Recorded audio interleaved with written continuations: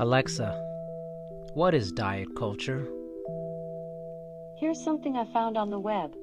According to thriveglobal.com, diet culture is a set of beliefs that worship thinness and particular body shapes.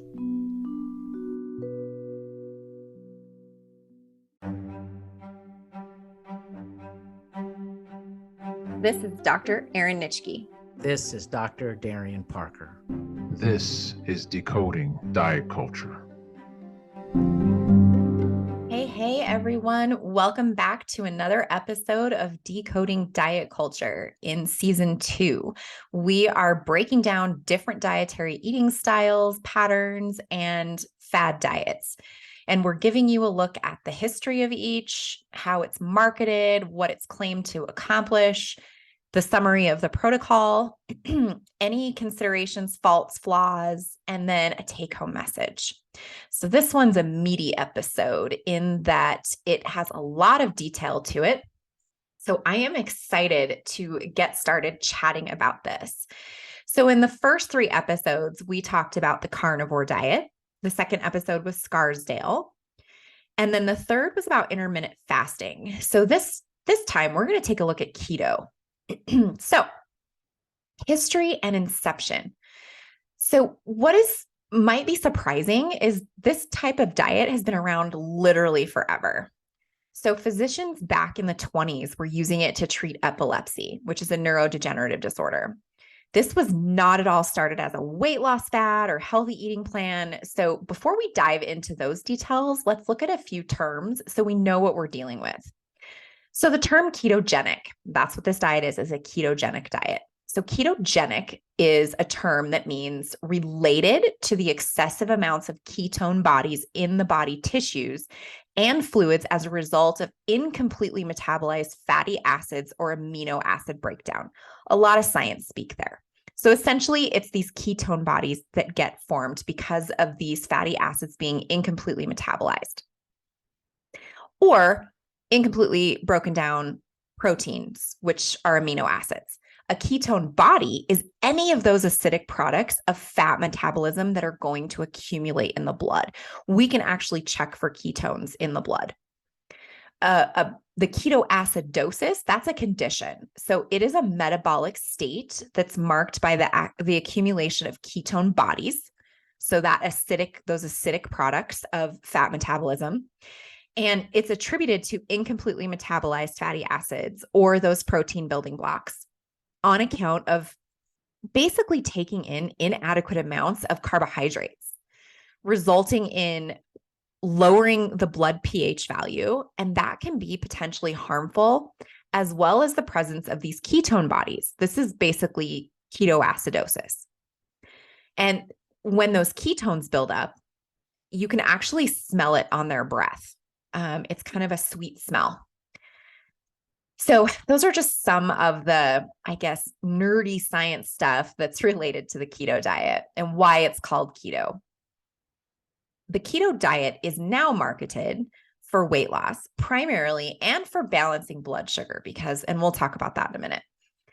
And really, thanks to celebrities like Kim Kardashian and LeBron James, weight loss is the biggest purported quote unquote benefit.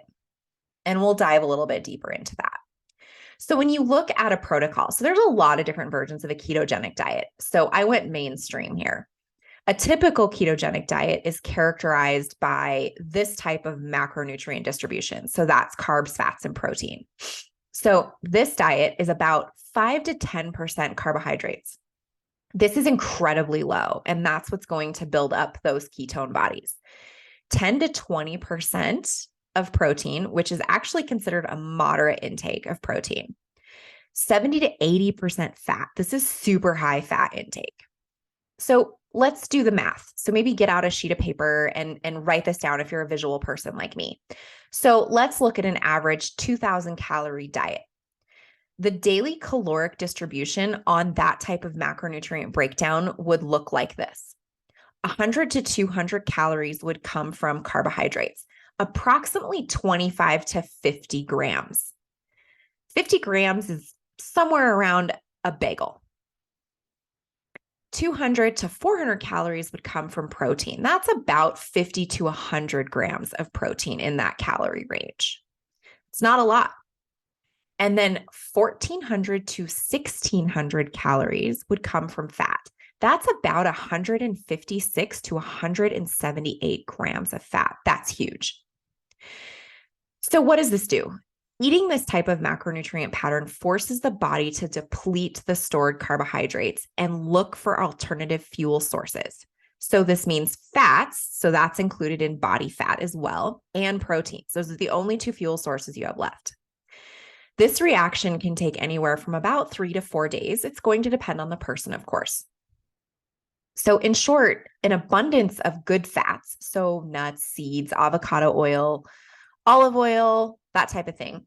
Lean proteins like salmon, grass-fed beef, non-GMO poultry, fermented dairy, and the non-starchy veggies. So the main goal as part of this protocol is to cut out all processed carbs. This means really sugar, including those naturally occurring sugars found in fruits and grains that cause, quote unquote, an insulin spike. There is some truth to monitoring and regulating blood sugar, and that's important for people, even non-diabetics. Blood sugar is an important thing to be aware of, whether you are struggling with a metabolic disease such as diabetes, you're on the cusp of developing that, or you're just an individual that has none of that. It's still important. We balance blood sugar by taking in protein, healthy fat, and fiber together. So when we do that, we keep the blood sugar profile stable over the course of a day. And then that has a whole hormonal effect, which we're not going to dive into in this episode.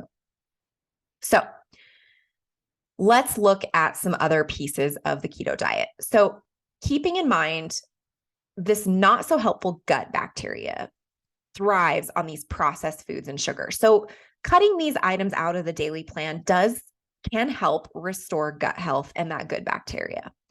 So really many of the keto-friendly foods are also anti-inflammatory and have been shown to be beneficial for those with these digestive issues. Not a bad thing.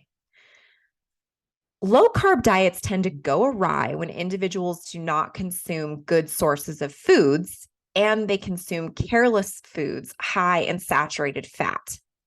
Not all fats are created equal, and the keto diet doesn't promote eating a pound of bacon a day or say a 32-ounce prime rib steak 3 times a week.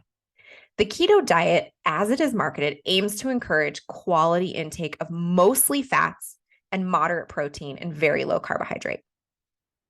The other important aspect of this is the ketogenic diet is not the same thing as a high protein diet.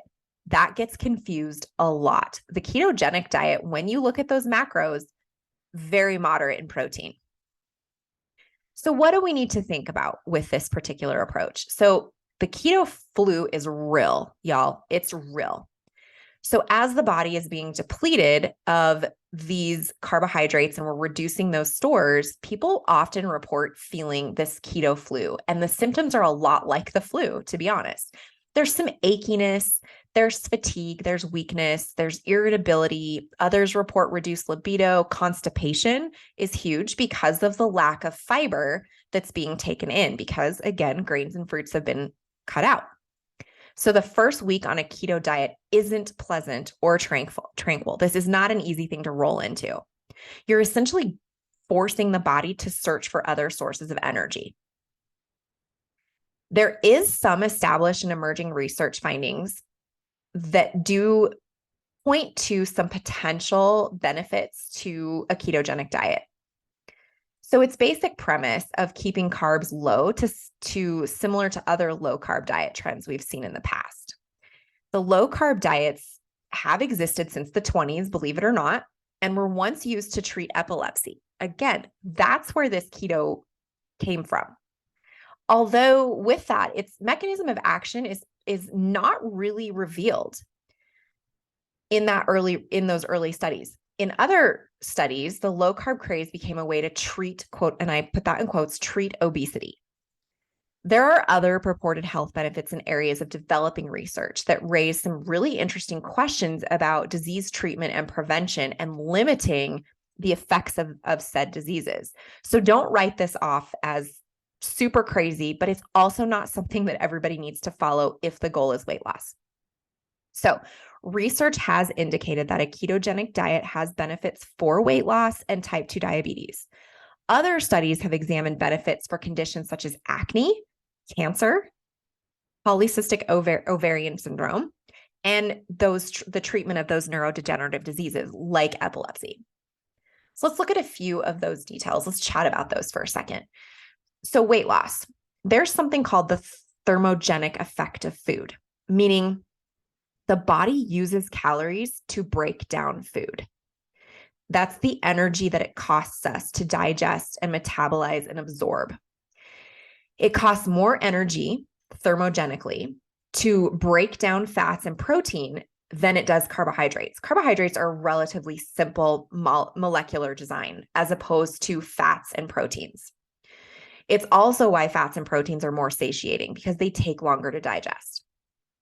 So essentially, when we remove the carbohydrates and focus on those fats and proteins, the body is likely burning more calories just to break them down. Second, this type of diet has an appetite suppressing quality because the focus is on protein and fats. It's the satiating effect. This typically leads whoever is on the diet to consume fewer calories than are burned and result in a potentially more favorable body composition. So that's the piece with weight loss. The piece with diabetes treatment. So in restricting the number of carbs consumed, there is a possibility to restore insulin sensitivity. So in turn, this is going to positively impact what we call A1C levels and encourage a return to healthy blood sugar levels. That's oversimplifying it for the point of just keeping this brief. But there is some benefit to helping diabetics reduce and watch the number of carbohydrates. That's whether you're type 1 or type 2. Third, acne. So this is an area that's developing. So there's belief among some researchers that certain foods stimulate pathways that kind of ultimately lead to the development of acne. There's not a conclusive amount of literature that says we can draw a conclusion about this and about how these certain pathways work to influence the development of acne. That is just an area that's being looked at. So don't walk away from this thinking if I do keto, acne is going to clear up. That is not the case. Cancer treatment. So tumor cells are glucose lovers. They thrive and grow when glucose is present. The hope and theory, working hypothesis, is that if we starve the tumor food and that supply of food by depleting glycogen, are we then starving the tumors themselves? The question remains if the human body can adapt to other means of energy and that kind of substrate utilization, can other cells such as cancer do the same? So that means that if we are taking away glycogen and we're starving the cells, are they going to evolve in such a way that then they begin to thrive off of those two other fuel sources in the body, which is protein and fat? So we don't really know, but that is a working hypothesis. What will happen if we starve the cancer cells from their primary food source, which is glucose? So PCOS, polycystic ovarian syndrome. So hyperinsulinemia, so a high presence of insulin in the blood and insulin resistance are quite commonly seen in women who suffer from PCOS. One of the thoughts here is to restore insulin sensitivity and hopefully positively impact the condition. Again, don't walk away thinking keto is good for PCOS. We simply don't know conclusively the answers to these questions. Neurodegenerative disorders. This is probably the most interesting area because it's been around for a while. And this appears to be some sort of neuroprotective effect of ketogenic diets in many of these types of diseases. So that's an area of research that has been well established. That said, there are still questions out there. We don't know the answers to everything. If you're interested in this, dive into the literature. And according to some research, a common characteristic of these neurological diseases is this disruption or or I guess defect in cellular energy utilization. So the type of fuel cells use, which could explain why forcing the body to choose a different path, a different source, can positively impact this category, those neurodegenerative disorders. However, this area of study is still emerging.